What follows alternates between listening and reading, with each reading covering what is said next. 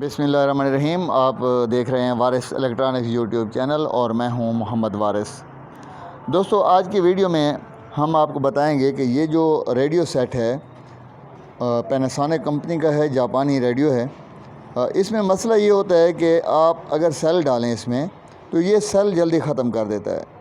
तो इसका क्या हल है और हमने इसके लिए क्या करना है, ये सब कुछ हम आपको बताएंगे।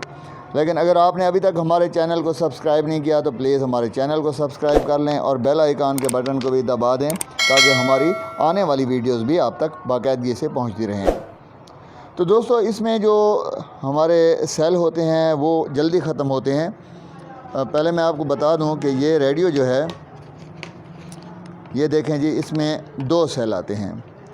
तो ये एक सेल जो होता है, जैसे कि आपको 1.5 वोल्ट का होता है, यानी 1.5 वोल्ट का होता है। ये इस पर लिखा हुआ भी है, अगर ये मेरा कैमरा आपको दिखा सके तो ठीक है। ये 1.5 वोल्ट का होता है जी। और इसमें मसला ये है कि आजकल ये सेल तो बड़े खूबसूरत आ रहे हैं मुख्तलिफ़ कंपनी के। मैं किसी कंपनी के ख़िलाफ़ बोलना नहीं चाहता, लेकिन मसला ये है कि इसमें करंट कम होता है, यानी ये ऐसा लगता है कि जैसे आधा करंट हो। तो वो क्यों है? शायद उसकी वजह यह है कि महंगाई है, इनको शायद ये सेल अब इतनी कीमत में वारा ना करते हों, या ये भी हो सकता है कि ये पुराना स्टॉक आता हो। तो इसके मुख्तलिफ़ वजूहात हो सकते हैं, लेकिन जो भी वजह हो, हमारे लिए ये मसला होता है कि इस रेडियो पे जब हम सेल डालते हैं या किसी रेडियो में, तो ये सेल जल्दी ख़त्म हो जाते हैं। तो इसका एक हल हमने ये निकाला है कि हम इसमें चार्जेबल बैटरी जो होती है वो लगा देते हैं, और फिर मोबाइल वाला जो चार्जर होता है, एंड्रॉयड मोबाइल वाला, उसकी हम इधर जैक लगा देते हैं, यानी उसकी पिन इधर लगाते हैं।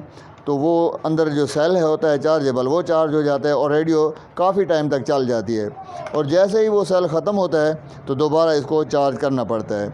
ये देखें जी, मेरे हाथ में एक ये सोगो कंपनी का 3.7 वोल्ट सेल है, यानी ये 2 जो सेल हैं ये 3 वोल्ट हो जाएंगे। ये 3.7 वोल्ट है, यानी थोड़े से वोल्ट इसके इशारिया में ज़्यादा हैं, लेकिन ये लिखा हुआ जो होता है इतना होता नहीं है।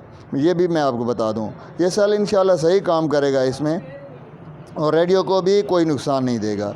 लेकिन अब इसका जो चार्जिंग का सेल है, लगाने का जो तरीका है, वो हम इस वीडियो में बताएंगे। आपने वीडियो को पूरा देखना है ताकि आपको सही तरीके से समझ आ सके।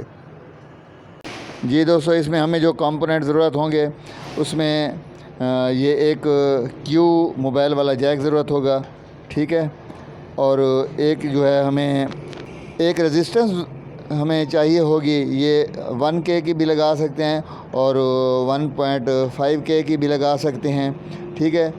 अच्छा, इसके अलावा हमें एक छोटा सा डायोड ज़रूरत होगा, और हमें क्या ज़रूरत होगी जी, हमें एक LED ज़रूरत होगी, लाइट, ताकि हमें पता लगे कि ये चार्जिंग शुरू है, हो रही है या नहीं हो रही। तो ये टोटल 4 कंपोनेंट्स हमें ज़रूरत होंगे चार्जिंग सेल लगाने के लिए। इनको कैसे लगाना है वो भी मैं आपको बताता हूँ। हमारे चैनल को अगर सब्सक्राइब नहीं किया तो हमारे चैनल को सब्सक्राइब कर लें, आपकी बड़ी मेहरबानी होगी, ताकि हमारी हौसला अफजाई हो जाए। बहुत बहुत शुक्रिया।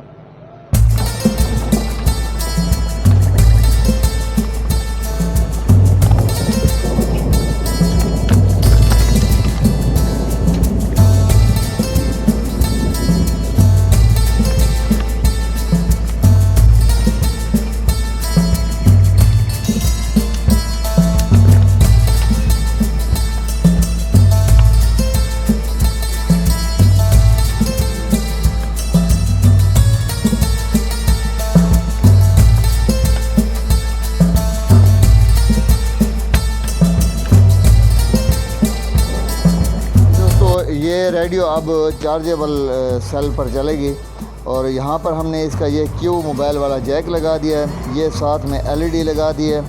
अभी मैं इधर जैक में जो है ना वो पिन लगा के आपको दिखाता हूँ, LED रोशन हो जाएगी।